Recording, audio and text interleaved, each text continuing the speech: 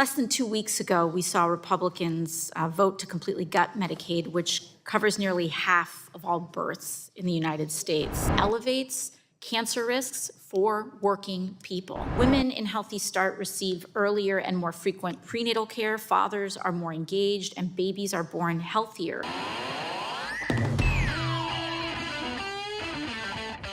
We have another AOC takedown of bad MAGA policies, this time speaking on healthcare, reproductive rights, and Republicans' attacks on both of those things. So leave us a like on the video if you can. It lets us know you enjoy the content. It gives us a big boost in the algorithm, helps us out a lot, and let's get right to the discussion. Less than 2 weeks ago, we saw Republicans vote to completely gut Medicaid, which covers nearly half of all births in the United States.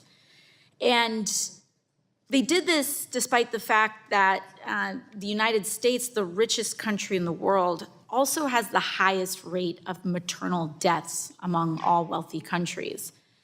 Black women in particular in America are dying at more than 3 times the rate of white women in childbirth.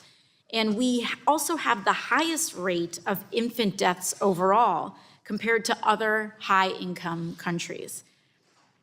We're also the only country that doesn't guarantee healthcare as a basic human right. All of which are massive problems that I could go on for 10 minutes about individually, right? But we essentially know healthcare is a resource game. Those with the money for the good doctors and care get good outcomes and treatment. Those without don't. It's that simple, which is why we see far worse outcomes than other countries similarly developed, because they provide a baseline of quality for everyone where we don't. Like, we'll let sick people die on the street. We'll let the poorest Americans go without or go with subpar coverage, something that truly does need addressed. And universal healthcare, to that point, does this the best. We've covered this a multitude of times, so I won't bog this down with that specifically. But as abortion bans get more restrictive, maternal mortality only goes up. We've seen this already since Roe v. Wade was turned over. We see this even more specifically in states like Texas with these hyper restrictive bans. As health insurance rates drop, infant mortality and maternal mortality both go up. Trump is defunding Planned Parenthood, which also helps with postpartum care. As postpartum care becomes less accessible, infant mortality and maternal mortality go up, and he's cutting Medicaid, which funds almost 50% of the births in this country and lots of postpartum care. So you do the math on if you think that fixes this issue or makes it all a lot worse. Healthy Start works.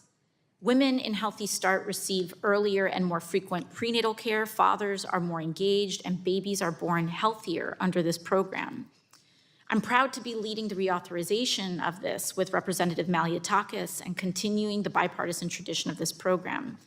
And I'd like to urge my colleagues to support this common sense bipartisan effort to reauthorize Healthy Start. Trump and MAGA, the party of pro-life, remember guys, is now attempting to cut both this Healthy Start program, which has done some amazing things, and the Head Start program, which is early learning initiatives as well, which also has some amazing benefits, because the meme always pans out as true, right? Republicans are pro-life until the baby is born, and then it's, good luck, right? Like, communities that have used the Healthy Start program have seen faster drops in infant mortality than comparable areas. I think in Baltimore specifically, they did a study, and in the areas where they used Healthy Start compared to where they didn't saw a 17% drop, where they did saw a 28% drop. So like, it's like much higher than, it's not even close. Those in the program had higher rates of postpartum screening, better knowledge of sleep-slave practices, better depression rates. The Institute of Medicine also found that about $2 to $4 were saved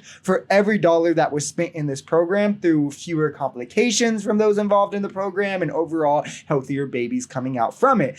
Waste, fraud, and abuse, though, if you ask Republicans, gonna get cut, and not nearly as important to them as rich guy tax cuts. The Food and Drug Administration, or the FDA, has not approved any new sunscreen filters since 1999.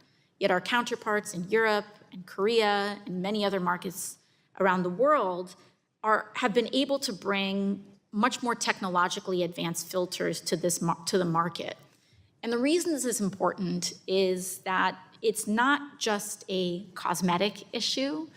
The easier sunscreens are to apply, and the more elegant these formulations are, then the easier and more commonly adopted they will be for people to use.